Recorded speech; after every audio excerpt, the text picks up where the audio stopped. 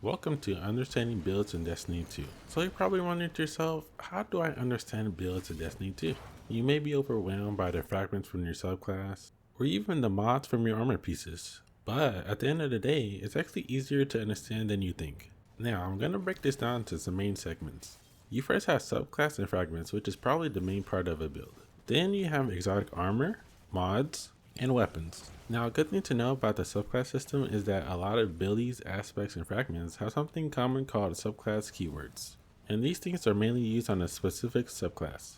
And these subclass keywords are what can help your fragments, aspects, and exotic have a lot of synergy together. For example, if I'm on a total subclass, my abilities are able to activate things like Scorch, Radiant, Ignitions, Cure, and Restoration. And you can see these things explained on the side when you hover over ability, fragment, or aspect. Now if I go over to Strand subclass, I wouldn't be able to activate the Solar subclass keywords from my Strand abilities. This is because Strand has its own subclass keywords such as Suspend and Sever. This is probably going to change when we get the Prismatic subclass in the final shape because we'll be using all the subclasses combined.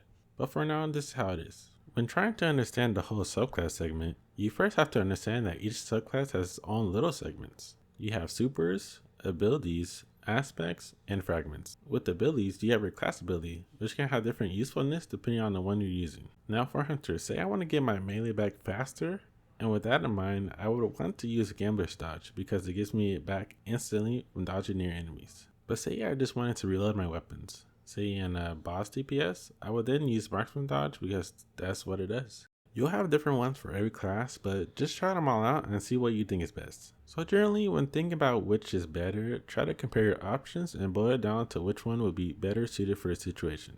Of course, there will be some options that are always better than others, but you should be able to find it out just by using them over time. And that doesn't just go for abilities, you can also apply that to basically anything in Destiny. With the movement, just choose the one you think feels the best. But don't choose Blink.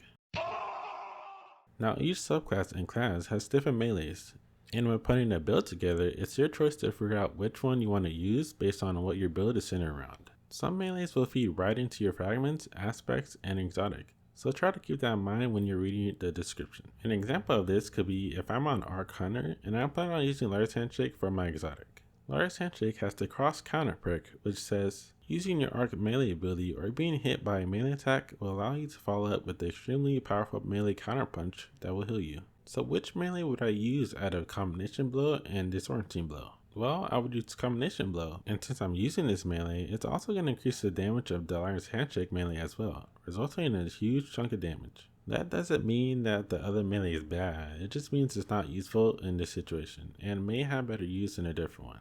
So try to look for what synergizes with what when choosing your melee. This also goes for your grenade. The difference between every grenade is going to have to come down to how much damage it does, its cooldown timer, and its usefulness. And of course, some of those will build into those subclass keywords. Next is aspects. Now aspects are there to specifically enhance your abilities or add different ones, and they'll also determine how many fragment slots you will have. You only get 2 aspects active at a time, so when choosing one, try to choose one that best supports your build. Say I look through my aspects on Strand Hunter, and I'm looking for an aspect that will help me suspend more since I'm using tracker grenades. I would then probably choose Widow Silk aspect just so I could get an extra grenade. And maybe I want to choose Ensnaring Slam at the same time to suspend even more. When choosing aspects, it's good to have an idea of what you're looking for and then look at your options. Now finally, fragments. The simplest way to explain fragments is that they are basically some perks in a subclass that will enhance your abilities that you've already chosen. Fragments also use subclass keywords the most, so be aware of that when choosing them.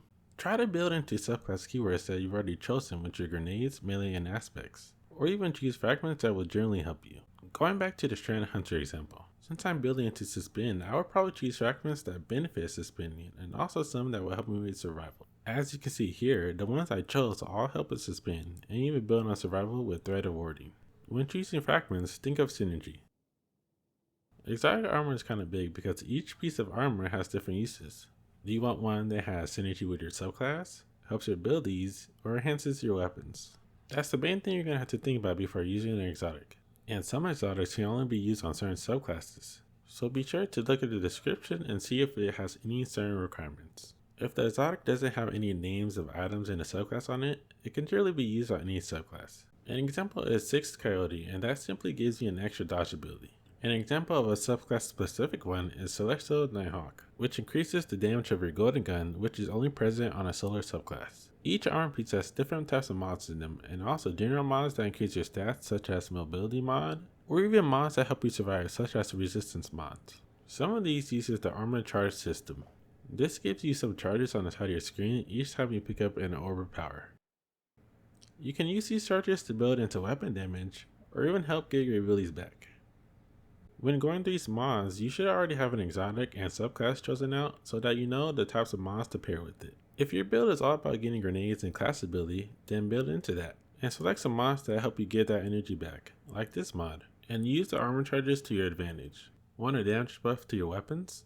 Then add some surges that can be found in the legs. Want to use the armor charges to make your abilities come back faster? Then choose a Kickstarter mod for that ability. Weapons are a pretty simple one, but generally some weapons will have perks on them that will synergize with your subclass keywords.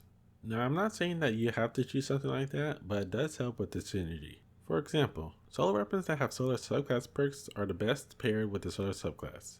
That goes for other weapons as well. Decide what weapons are best suited for your situation and go from there. And that's it.